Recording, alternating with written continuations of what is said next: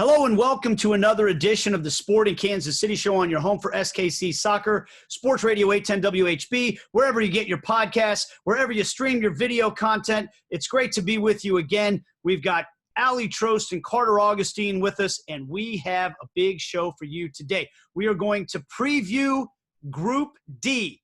That's the group that Sporting Kansas City were drawn into for the MLS is Back tournament that is going to start in early July, as we are going to have soccer in the United States coming up here in the not too distant future.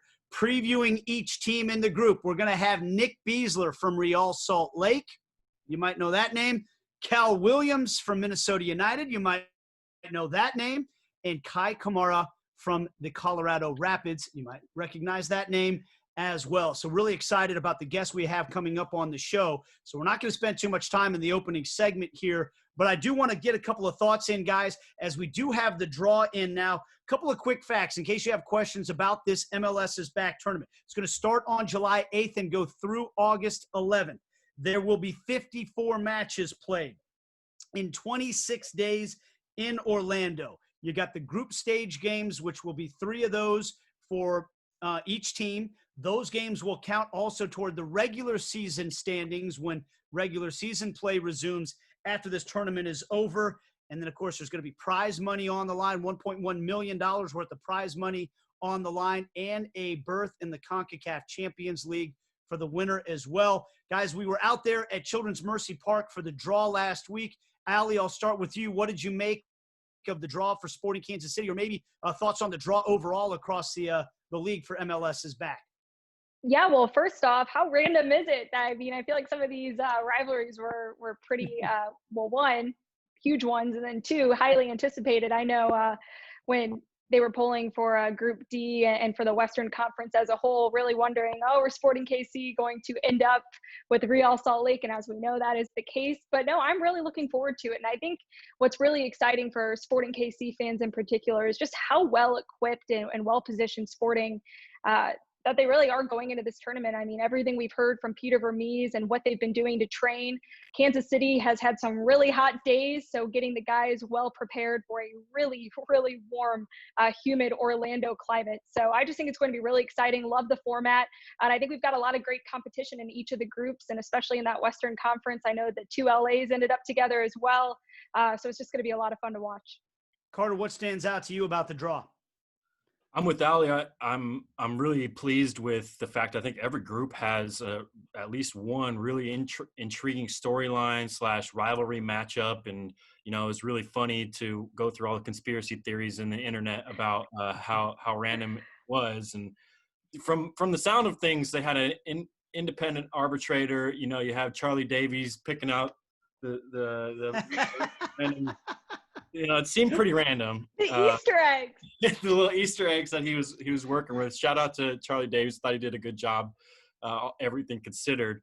But yeah, I did see Carter. I saw him post on Twitter later with a glass of wine saying, really need this after a very stressful draw process. So that would be super stressful, to be honest, and especially over Zoom. Like you see the people doing it in person on the Champions League shows, and it's like world famous, Ruud van Nistelrooy over, and he's like trying to shake it and get like hands are like shaking. So I like the Sharpie drawing the numbers on the little ping pong balls too. Yep. I give them like an 8 or 9 out of 10 because I think only one piece of paper was upside down for all of the drawings, which that's pretty good, all things considered. Yeah, so I give him props. I give Susanna Collins props. The rest of the team props to put it on. But you got Toronto, Montreal. You've got Cincinnati, Columbus. You've got Orlando and Inter, which obviously wasn't part of the draw, but is still fantastic. And then, there's matchups all over the place that I'm really excited for. I think the fact that all 3 group games are going to be towards the regular season is really exciting. And I thought the draw went pretty well overall. And again, it's a winnable group for, I think, all 4 teams in the group. And it's specifically to Sporting, you have the rivalry with RSL. That's exciting.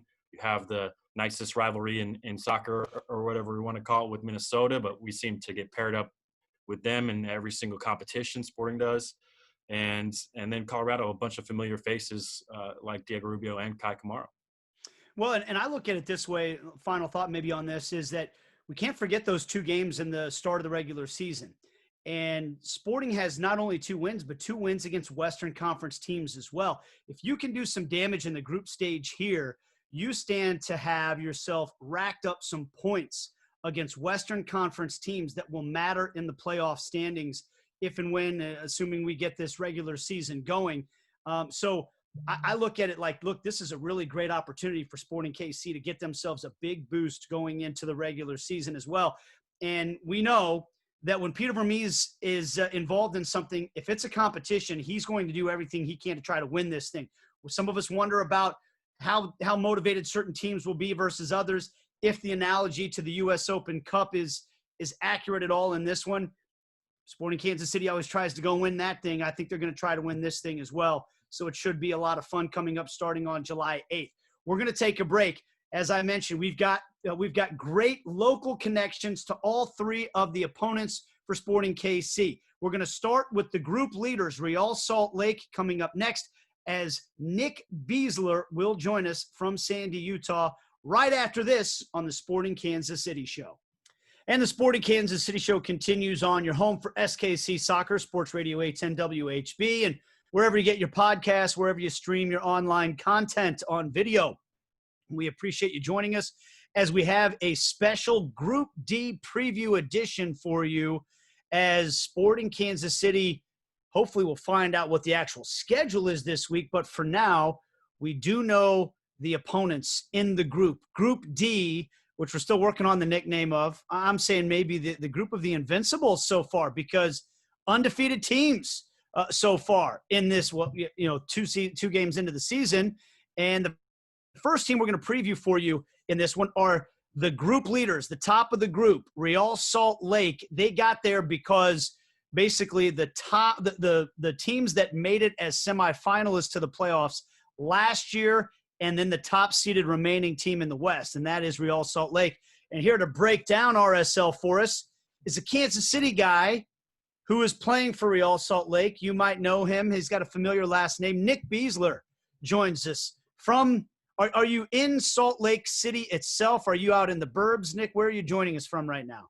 I am in Sandy, Utah right now, which is in the suburbs. It's probably a couple blocks further south of where the Rio Tinto is, where we play our games. So convenient location for you. Is that where you train as well? Are you close to training as well? It's about halfway in between training and the stadium, so it's a pretty good location. Man, look at you. Efficient.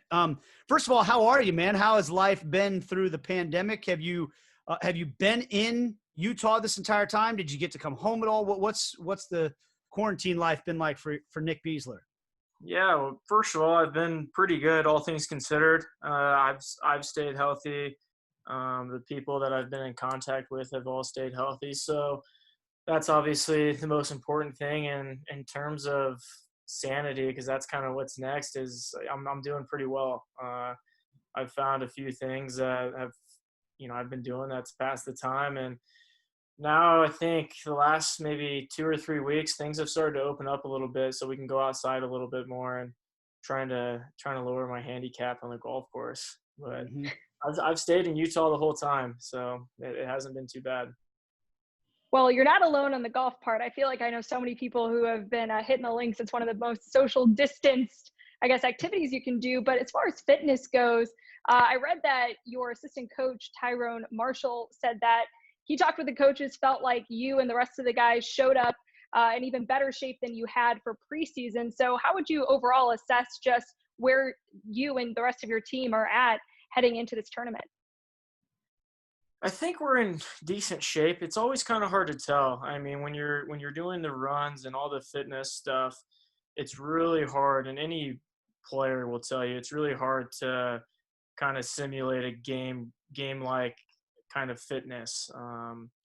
So we'll see. I feel like we've got a good foundation, I feel like. But yeah, I mean, it's really hard to prepare to play in Orlando, in the middle of the season, or however fit you are.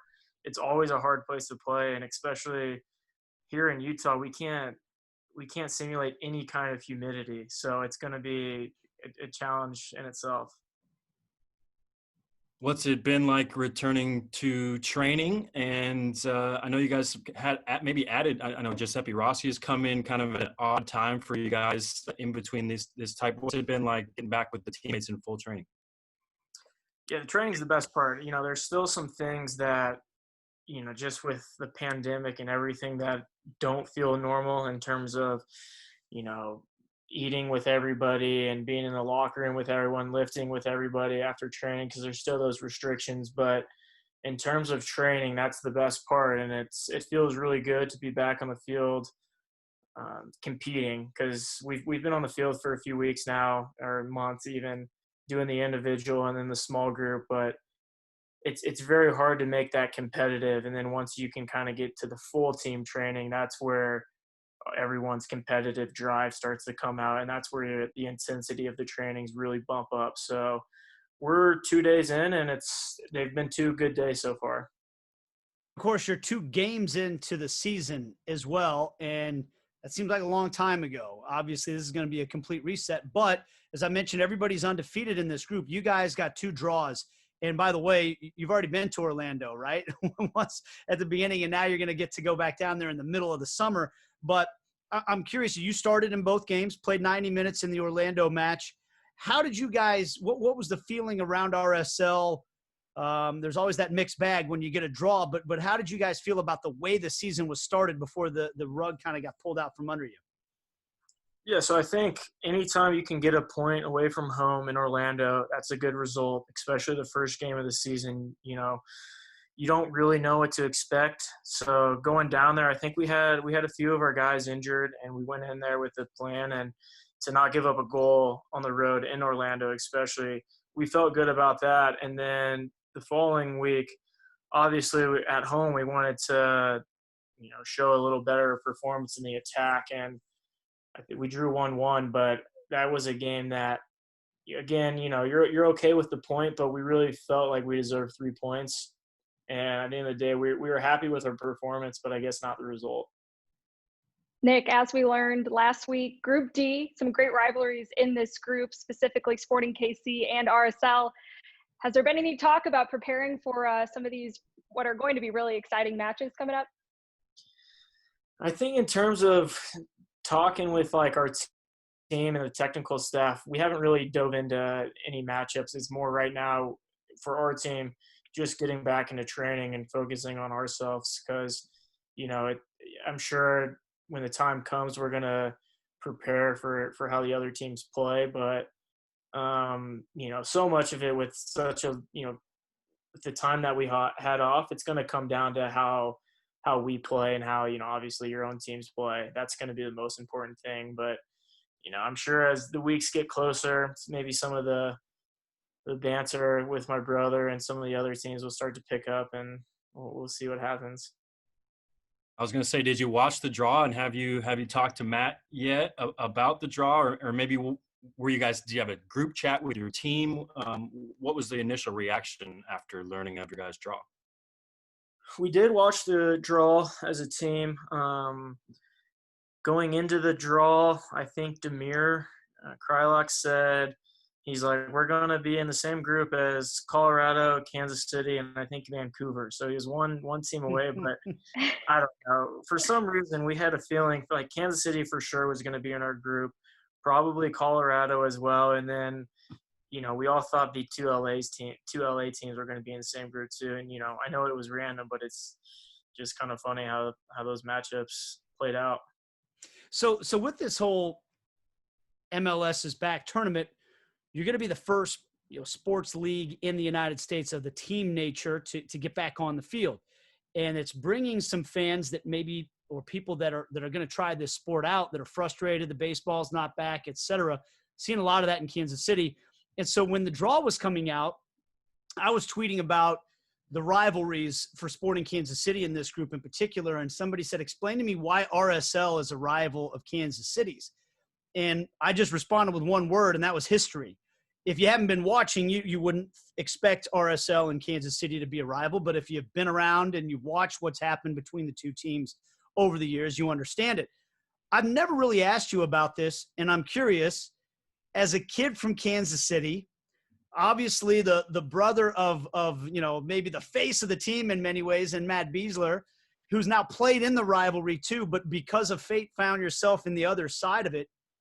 That's got to be a weird experience, man. What's it been like for you, and what is it like for you every time you go up against the team that you grew up watching, a brother you were in college when he won the MLS Cup against RSL. What's the experience like for you when you go through this? Yeah, so I think the more times we continue to play, especially with me being on RSL and him being on Kansas City, I think the more it hits me like how big this rivalry is. As a fan growing up when I was younger, it is kind of hard to grasp, the rivalry, especially when I was off in college I feel like that's kind of when the rivalry really picked up. So I didn't really grasp how big this rivalry was. And then when I went in Portland for 2 years, you still don't really understand. You kind of pick it up as a player on a different team. But then when I come here, and then when you start to play and just the intensity of each game, that's when it really hits you how much of a rivalry this is, even though it might not be like a regional rivalry in terms of how close the teams are. But man, every single time we play one, it always feels like the game seems to be close. And I feel like the fouls are a little bit harder. There's a little bit more yellow cards, even red cards.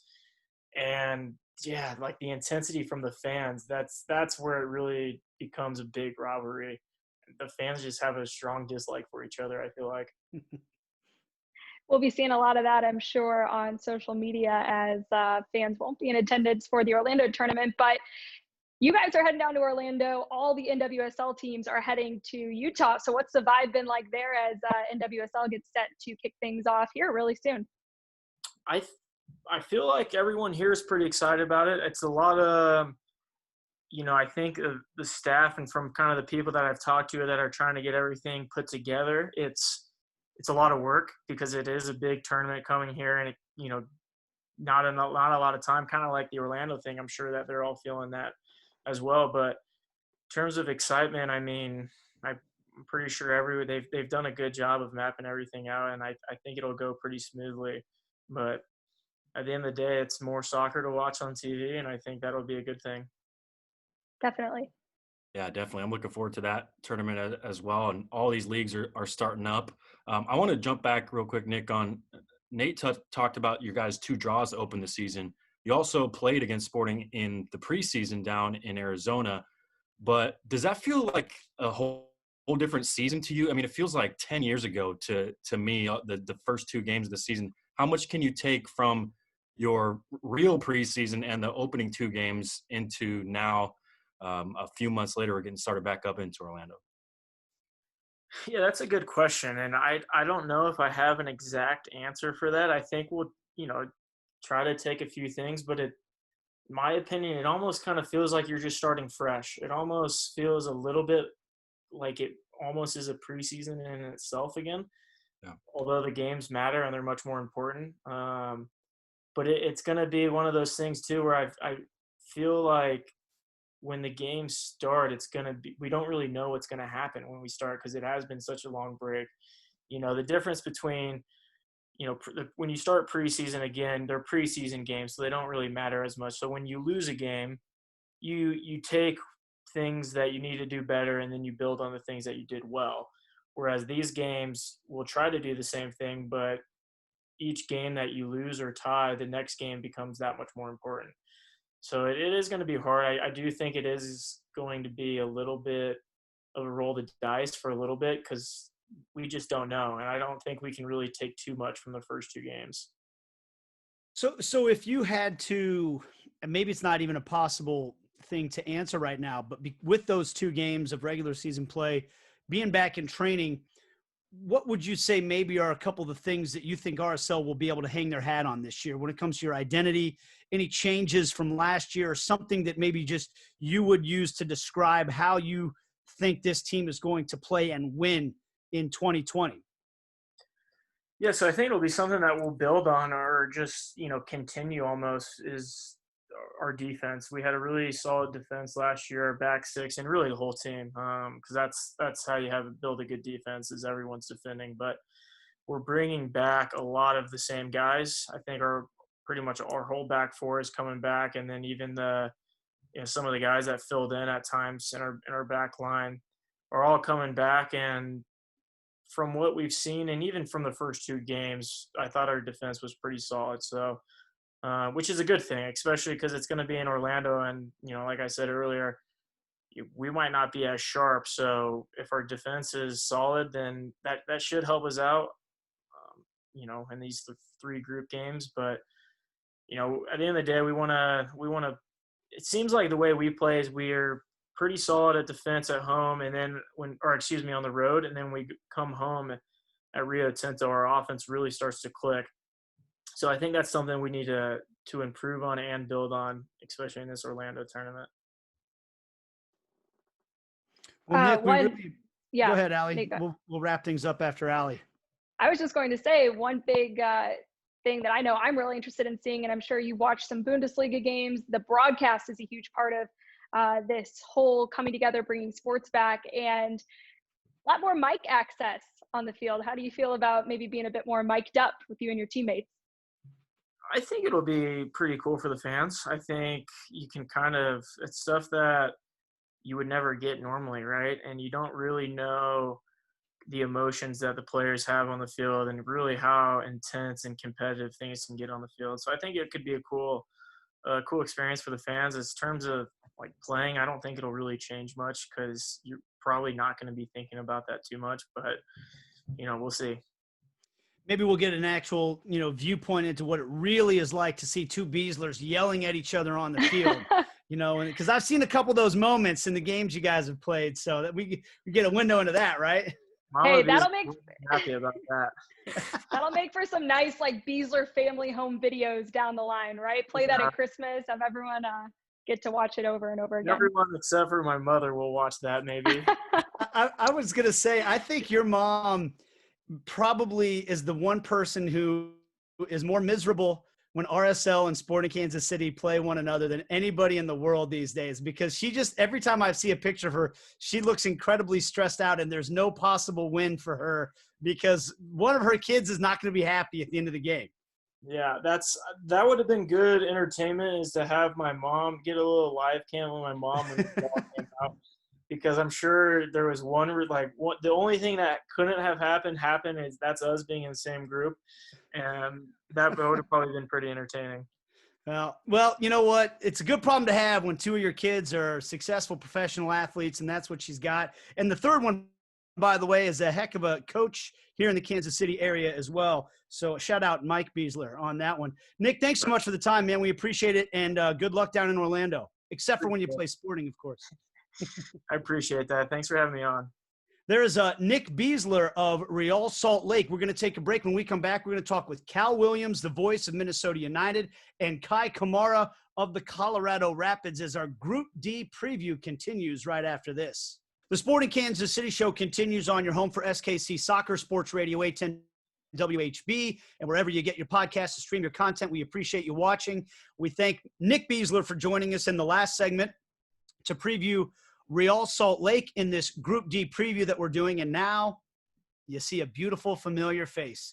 Former voice of Sporting Kansas City and current voice of Minnesota United, and all-around good guy, Callum Williams, who looks to be coming to us from his downtown Minneapolis apartment. Cal, how are you, man? Thanks for joining us. Nate, very well. Thank you very much for all of you for having me. Describe me as beautiful. I'm not entirely sure that's completely accurate. I'm going to tell my wife that, though, because she'll find that hilarious. Yeah, no, she's almost as big of a fan of your facial expressions as me. And the beard's better than Carter's. I'm just going to go ahead and say it right now. Hey, before we get into the soccer stuff, Cal, you have been literally and figuratively at the epicenter of something that has been also literally sweeping the globe. And that is the social justice movement that started this time around, at least. I personally bristle at the idea that just one event started this, but the biggest event that led to this whole situation happened right there in Minneapolis, the murder of George Floyd, and the protests started there and have gone across the globe since then, and you've been involved. Can you just paint the picture for us what it's been like for you being right there in Minneapolis, and maybe what the scene in Minneapolis is like now that we're a few weeks removed from the start, at least, of those protests? Well, things have simmered now in Minneapolis, no doubt about it, but I will take you back a few weeks ago, Nate, where it was uncomfortable. There's no doubt about it, which I think is fine. We all need to be uncomfortable in this type of situation. I still can't believe that we have to have these kinds of conversations in the year 2020. We should never have had to have these types of conversations in the past before. But unfortunately, sometimes history is very bleak. Believe me, I'm British, I know. And I cannot believe that we are still at the stage as a human race where people legitimately think because they have white skin, they are superior. That thought process just simply does not register with me. And I can't believe that people still have that mindset. But as you mentioned, George Floyd was murdered here in Minneapolis, around about 10 minutes or so away from where my wife and I are in Minneapolis. And there were some really intense evenings. You could clearly hear the riots. You could see, I remember one night, you could see the glow of the fires that were taking place on an area called Lake Street, which is south of downtown Minneapolis. And as I said, it was uncomfortable, no doubt about it. But the fact that we still have to have this conversation, for me, I can't believe it. But the good thing is now, is like you were alluding to earlier on, the conversation is happening. It should have happened a long time ago. But now, perhaps as a human race, we can become more educated and we can start to make a real change. Maybe for the first time ever, we can really, really start to make a change. Cal, what was the response from Minnesota United players, the organization? What were some conversations that you had with players and conversations that they maybe had internally with one another, with the coaching staff? How was the response from them? I spoke to Kei Kamara, an individual that you will all know very well indeed, who obviously, he was emotional during this whole thing. And I think the club, to my knowledge, Ali, were doing everything that they could to support him and the other black players that are on the Minnesota United roster. And just being whatever shape or form that they needed to be to lend whatever it was that those guys needed. So I know Adrian Heath has been on the phone to a lot of the individuals, Kei Kamara, Raheem Edwards, I beg your pardon, and Ja'Cory Hayes and a couple of others. And as I say, I just think the club were doing as much as they could, really, to offer whatever they could, whenever they could. The club has been deeply rooted in the community.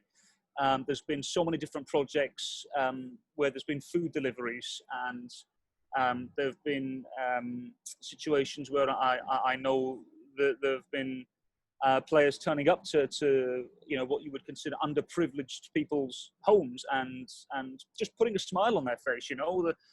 The club is very proud of its roots and how deep it is involved in the community, and I think they've probably done just as good a job as any, and as they should, being as though it was right in the heart of this whole thing. So it's been an interesting few weeks, and I think the club should be commended for what they've done. Definitely an interesting few weeks, Cal, all around the world, especially in Minneapolis and Twin Cities. And I, for one, definitely share your optimism in that this is a time where we can make some change for once. And so glad to hear that you share that viewpoint, as I'm sure many people do up in the Twin Cities area. Another,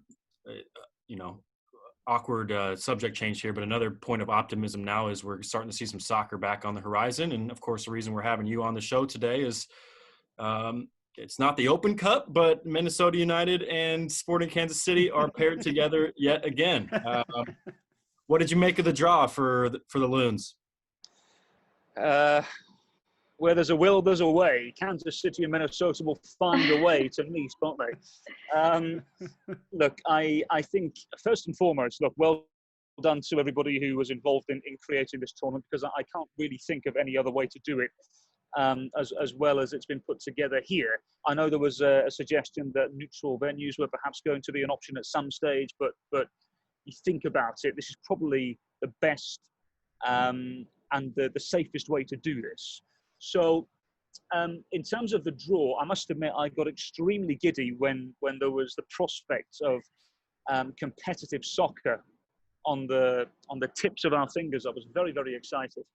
And when the draw was made and I saw Minnesota were the penultimate team to be drawn, I thought to myself, put us in Group D. Please put us in Group D. Do not put us in Group F, because Group F at that stage held the two LA teams and Houston Dynamo, I believe. So that's, with all due respect, I say that, but I don't think anybody wanted to be in that Group F. For me, that's probably the group of death, if that's what we're christening it. In terms of the actual Group D that both Minnesota and Kansas City find themselves in, it's competitive. I don't think there's a standout winner. I think both Minnesota and Kansas City would back themselves to finish top of the group. You could even put Colorado in that conversation as well, because it's interesting because people talk about Colorado Rapids very much like the 2019 iteration. Well, they've changed considerably during the off-season. Robin Fraser's done a fabulous job in putting that roster together. And I'm very excited to see the likes of Yunus Namli playing with Shinya Shiki and Jonathan Lewis and our old friend Kei Kamara as well. So the Rapids are actually a decent outfit this year, and I think they're going to be much more difficult to get the better of than many people suggested. Real Salt Lake, I must admit, and I'm happy to be wrong, but without Jefferson Savarino, who was obviously now plying his trade in Brazil, there isn't much to be excited about, in my opinion. There's one or two individuals that you would say, okay, they're good players, and I'm a big fan of Freddy Juarez. I think he's deserving of the opportunity at RSL. But I must admit, I'd be surprised if they advanced. I think it's between Kansas City and Minnesota for sure. Okay, so that's pretty good rundown of the group itself. Let's talk about your squad, Minnesota United, and we talked about this earlier. All the squads are undefeated in this group, and Minnesota United 2-0. You got a 3-0 win over Portland to start things off, then a 5-2 drubbing of San Jose in the second week. We've been talking about this as well. That seems like a long time ago. I mean, the entire world has changed literally since that happened. But how encouraging was that start for Minnesota United, and what do you think they can build upon going into this new iteration of the season? Well, it was exceptionally encouraging, Nate, because it was the best start Minnesota United had, not only from a points point of view, but also from a footballing point of view. It was the best stuff they'd ever played.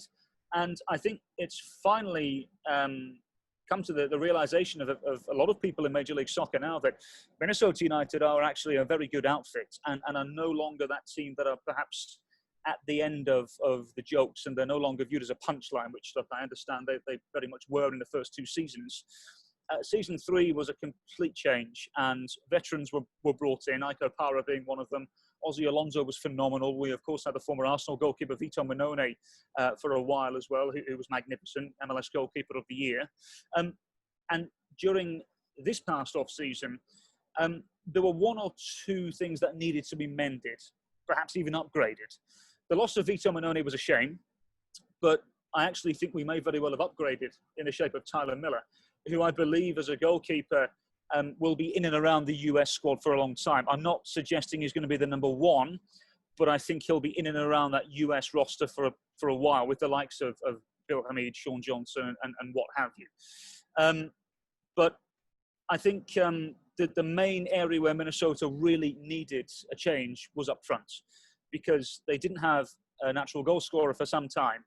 You could argue the last natural goal scorer that Minnesota had was arguably Christian Ramirez, who himself didn't have a particularly glamorous spell in Minnesotan colours in Major League Soccer, and even he will admit that. But Luis Amarilla came from nowhere, really, and it's a loan deal with a view to a permanent deal, which I suspect that deal will be made permanent at some stage should he carry on how he started.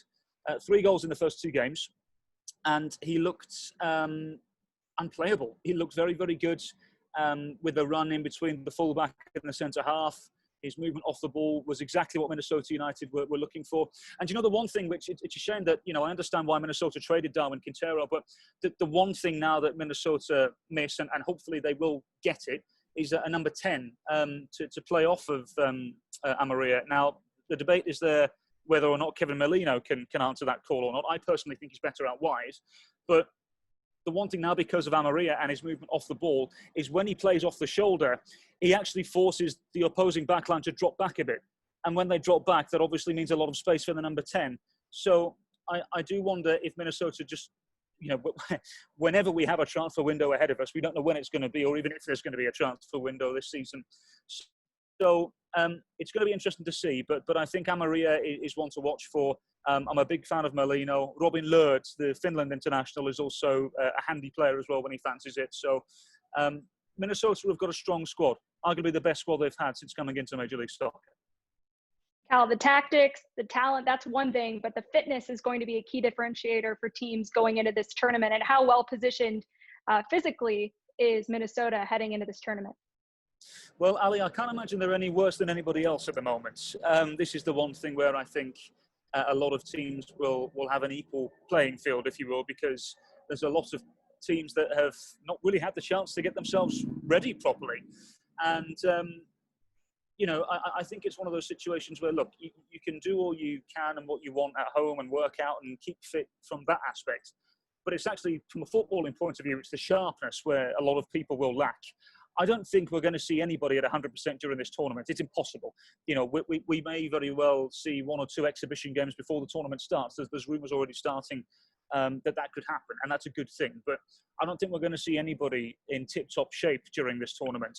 That doesn't mean we won't see good soccer, because I must admit, I've said this a few times now, whilst I think Minnesota will very much be up there towards the top end of the group, Kansas City, for me, I think if they really want to, can go a long way. And I say that, and Carter, you might be able to correct me if I'm wrong here, because I remember doing a couple of pre-season games with Sporting down in Orlando at this very facility.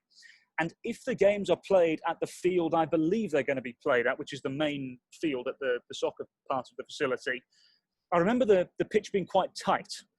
Now, if that is the case, I would assume the likes of Johnny Russell and if it is Daniel Shalhoub, or maybe it's Fernandez, I don't know, I would assume they would get a lot more of the ball. And I think somebody like Johnny Russell would absolutely take advantage of that. So I could see Kansas City scoring a lot of goals. We got a glimpse of Pulido, didn't we, at the start of the season, who I think is a fabulous signing. But I think the front 3 for Kansas City will arguably be one of the best in this tournament. Well, you talked about the tournament setup, and it's in Orlando. Have you heard any chatter around the team or anyone about just? I think it's really fascinating that we have this World Cup type setup, which is going to be really fun for fans to be able to watch every single day, a couple games. All the teams are in close quarters. But what's different, obviously, is the World Cup. Some of the group games don't matter. All these group games are going to be hugely consequential, even if it's the 3rd group game and you're eliminated. Have you heard any discussion about that, or what do you think about the fact that the group stages will go towards the MLS regular season? I think it's great. I think it's a very smart move by the league. I think the only difference between this and a World Cup tournament is that you and I, Carter, won't be in a bar somewhere watching the games. But I think it's a smart move by the league, no doubt about it, because that was the one issue that a couple of the players had, was that, okay, are we going to play this tournament in Orlando where this deadly virus is still around? Are we going to play a meaningless tournament?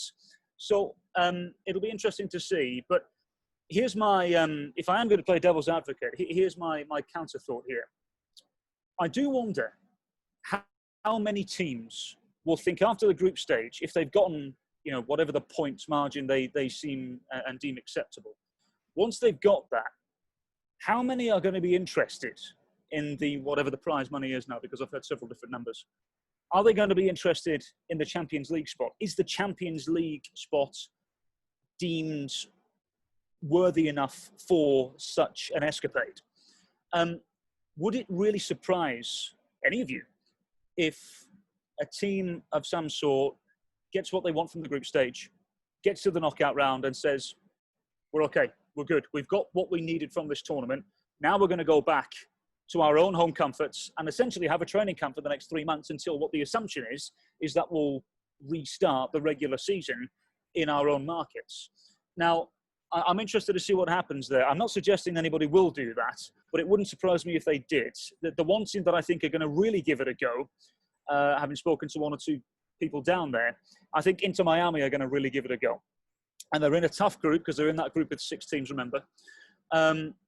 And I think after speaking to several people down there, they want to get to the Champions League as quickly as they can.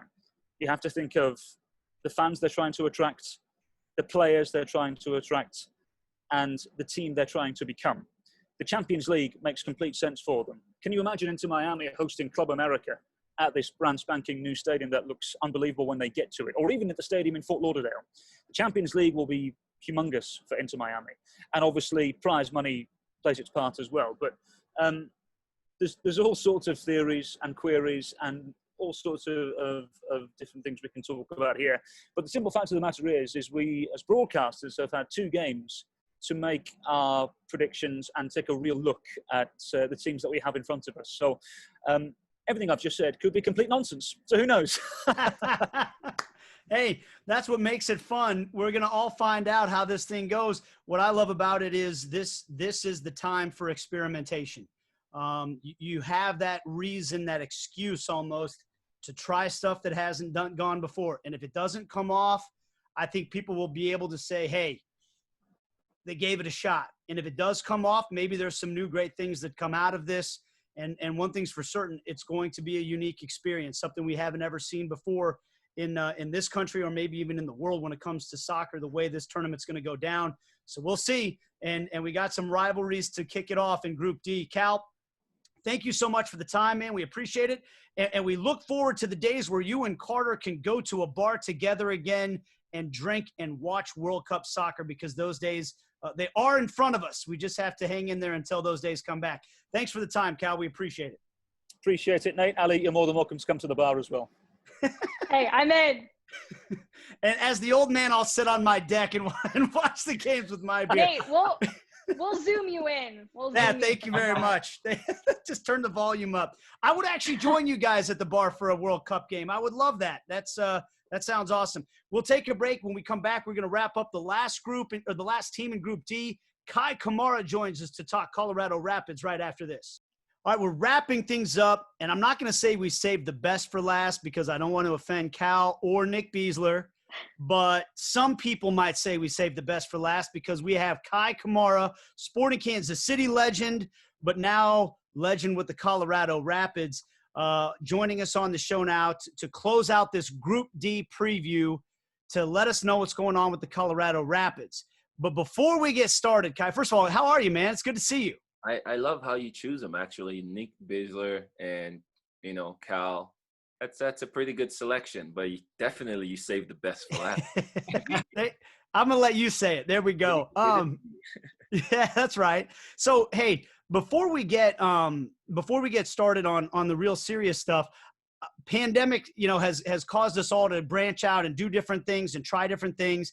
And you know that I'm calling the games along with Carter now with Jacob Peterson. He's calling games with us. And every time I've tried to text him during this pandemic, he texts me back and says, sorry, I can't talk right now. I'm out running because I'm trying to keep up with Kei Kamara. He's challenging people to run. I don't know how he's doing it, but he's crushing me, and I got to keep up. So tell me about this challenge you did with people about running during the pandemic. Shout out to Jake. I love that, man. That's awesome. It's just so amazing how we can motivate each other, Yeah, the lockdown, it's just brutal, but you just have to stay active. The first one I actually started doing was the plank challenge. If somebody say you can do a 7-minute plank, you say, get out of here. What do you, But for a month doing all these planks, and then at the end of the month, we were able to get to, 7 minutes. It was just like a breeze. And then somebody else, I was like, okay, this is done. What's next? They go, 100-mile challenge. you have to run, 100 miles in this month of May. And I was like, okay. So that was the May mile run. Some of the beautiful runs I actually did was when I woke up, 5, 6 in the morning, and then just nice breeze. So Jake, I'm proud of you. So I did finish the May mile run, but tough times, because the last day when I finished it was the day when, all the protests and everything started. So I wasn't really able to, then, brag with my friends and say, hey, congrats, we all did it. So, yeah. So, no, I'm glad that you brought that up, because that was exactly where we wanted to go next, Kai, is the situation that we find ourselves in the world right now from a social justice perspective. And look, every person has their own set of circumstances that they bring to the table. Whether you're a young Black person growing up in the United States, different communities, a person such as yourself coming from another country, living that American experience. And so, look, it's something we could spend the whole show talking about, because it's so important and it's such a big deal. But how would you characterize this experience for you, what you've been through, and where you are emotionally right now in this whole situation? Yeah, no, definitely. We can spend the next couple hours to talk about it. But again, I moved to the U.S. at the age of 16, and I felt like this is the best blessing that could have ever happened to me. A kid growing up in Sierra Leone, a war-torn country, and finally get the opportunity to say, here, go to America, the best country in the world, which I still believe it is, And when these things are going on, and the kind of things that we've gone through, or myself personally have gone through living in the U.S., it's one of those where you just wanted to keep in the back of your head, because they say just accept it and move on. And this is how things will be. This is how things will be. So it's good and positive, and I am very thankful for not just just the people that's been out there just doing the protest. It's just everyone from different races that actually does feel it deep inside of them now, that to say, listen, the color of our skin should not differentiate how we treat each other. And to me, that's why this one feels so special. I want to, always say thank you to the people that fought so hard before, for myself, a Muslim immigrant, to a Black Muslim immigrant, to come to America and be a professional soccer player and, and achieve so much, thankful to them. And hopefully that's the, more thanks we can give to whoever is out there and, trying to make sure that we change the world right now. Because whatever happens in the U.S., I believe, again, I'm not the philosopher, but I believe whatever happens here in the U.S. is going to trickle to different countries. Because in soccer, we've seen it. We've seen, discrimination happens a lot, around the world. But the U.S. is so powerful that I believe that what we can do here will definitely, speak to the rest of the world and help change. Such powerful words, but like you said, I hope that this does, and it already has, reached other countries across the world, and hopefully change is coming really soon. But I want to go back to some of those challenges. Planks, miles, it sounds like you've been getting your fitness right ahead of the tournament, regardless of what the back to training, things looked like with Colorado. So let's talk about that fitness, because that's going to be a really big thing for a lot of teams going into a tournament in Orlando, of all places, with the humidity and the heat. How well prepared do you feel for the fitness aspect of this tournament? Me, I'm good. I'm just trying to be 21 again. That's all, Aren't we all? I'm just, yeah. But, it's good to be up here. Really, when I was running around, I just thought it really does feel good to run up in altitude, and it's hot. It's all this. But Orlando, it's going to be different, It's tough, because even in your off season, you're still playing. You're still, getting together with other guys and playing. This is the first time to really be shut down for 3 complete months without having team, training, team football, or 5 or 6 guys even going to the park and playing together. So there's a lot of rush to it. Fitness-wise, we're back in training, and we've tested ourselves. We've, which I don't even know why we're still doing beep tests, by the way. I'm too old for this. But we did that, and everybody came in really fit, which was good. So we're ready for it, but it's still going to be kind of a rust, everybody in Orlando, definitely. Did you guys all watch the draw together then, or did you have a group text going on? And what did you think when you saw it? I hinted at that, to be honest, but I think we're all the CBA stuff that was going on with the league, we had way too many Zoom meetings, and nobody wanted to have another Zoom meeting because it was every day, hey guys, meeting tonight. So I was like, hey guys, anybody want to get on the Zoom meeting so we can watch this draw? And they were like, no more Zoom. Yeah. Yeah, you can sort that out, find out who the teams are, and then get together in person later. Hey, Kai, you've mentioned a couple of times, you've joked about your age a couple of times. I wish I was 21 again. And one of the things Jacob Peterson said to me is, this guy, I don't know if Kai's ever going to age. 35 years old, and you're still scoring double-digit goals every year. You open up the season with another goal right off the bat this year. I mean, Wando's about the only other guy that can hang maybe in that category. What is it, man? How have you stayed so young and productive when most guys are starting to hit the twilight of their career? I'm happy. And I came into Kansas City at the right time. I consume all those barbecues, and, they actually help, keep me young. But, obviously my family being all from Kansas, so we kind of keep that in us. No, I was just happy, really. I've been blessed to really be able to play soccer for a living, and, coming again, Echo, coming from Sierra Leone, Civil War, America, school, and then soccer, playing in England, and, again, that I talk about the stadium in KC. So all those things just continues to just make me feel like, what, I was, put around to do this. So I just try to keep myself happy. And I believe when you're happy, it keeps you young. And I don't feel myself slowing down.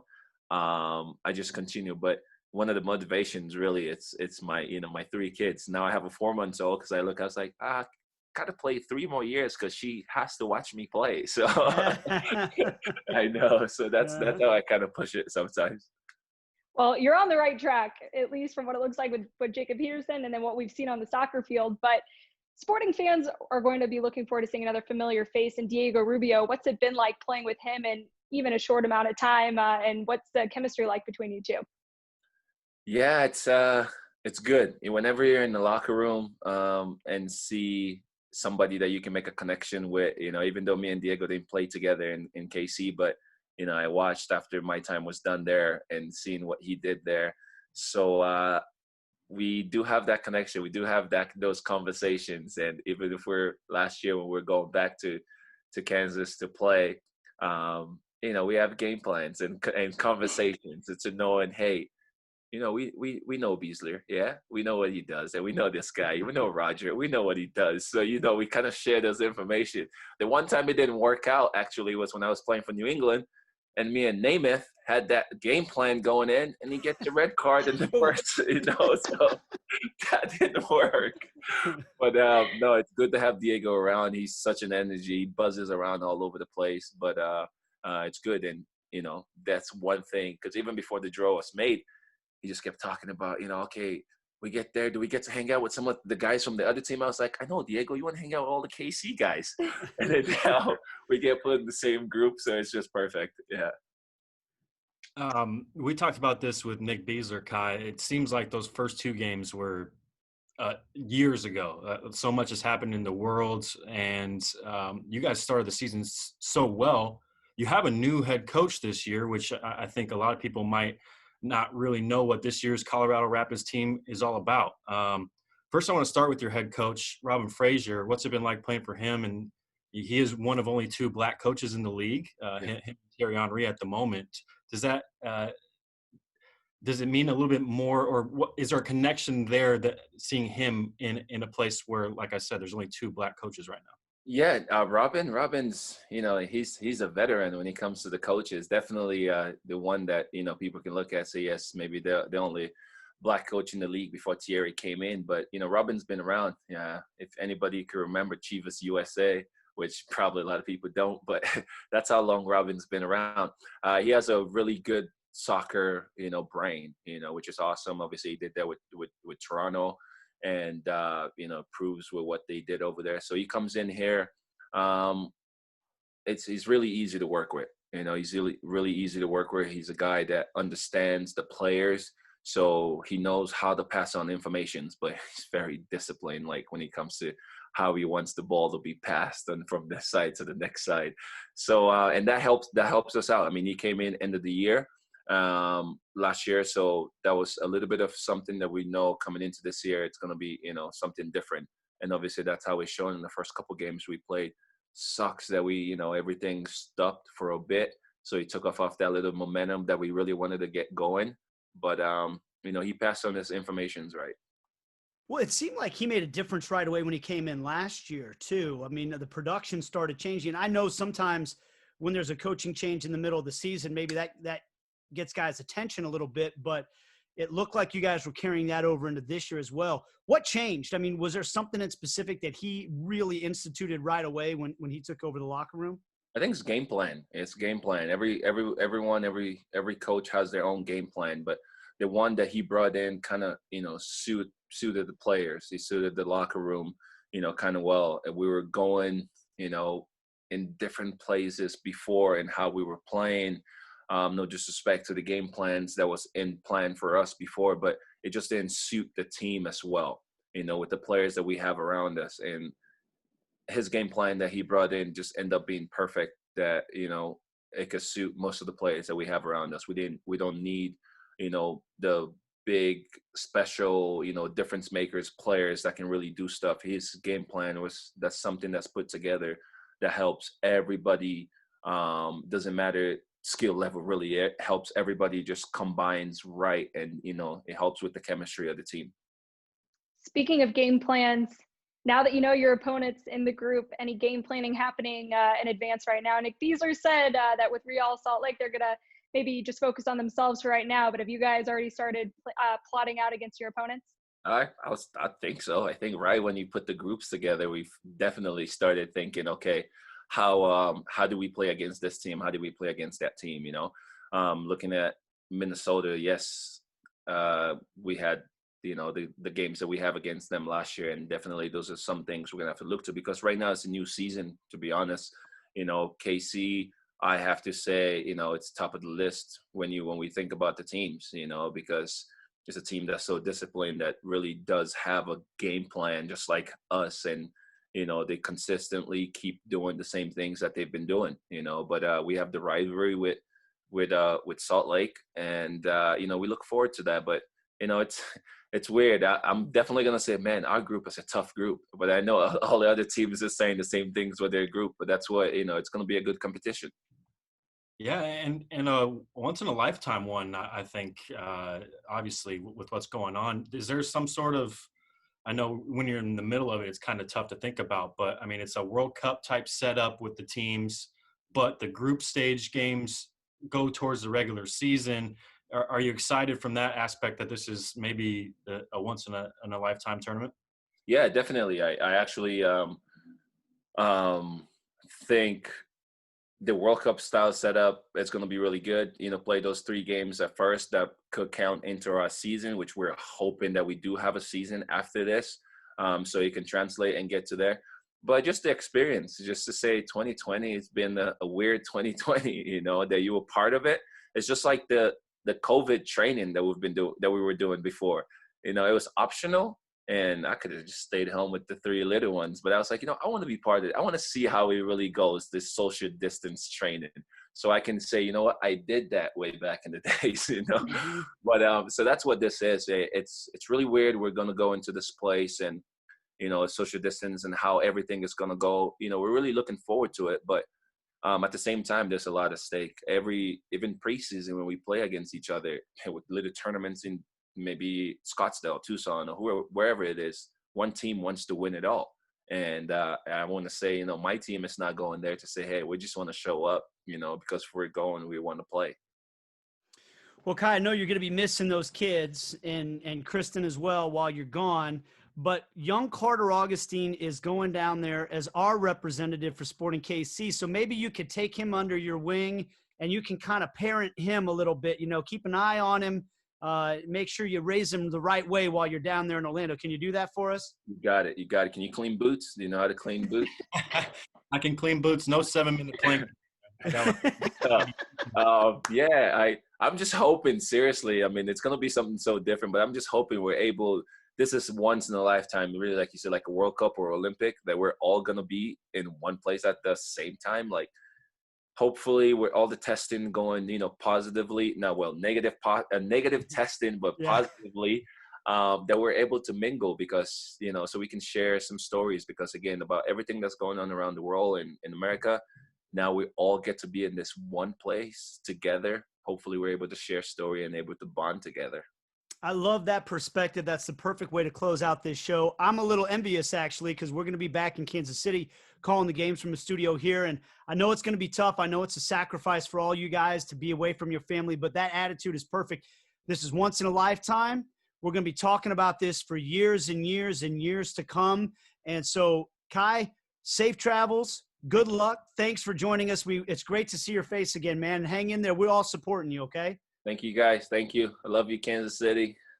All right, and that's going to do it for us on this edition of the Sporting KC Show, the Group D preview with Nick Besler, Callum Williams, and Kei Kamara. Hey, those guys are all going to be Kansas City family no matter where they are, so we appreciate them being on, and we appreciate you guys joining us. For Carter and Aly, this is Nate Bukaty. We'll see you again next week on the Sporting Kansas City Show.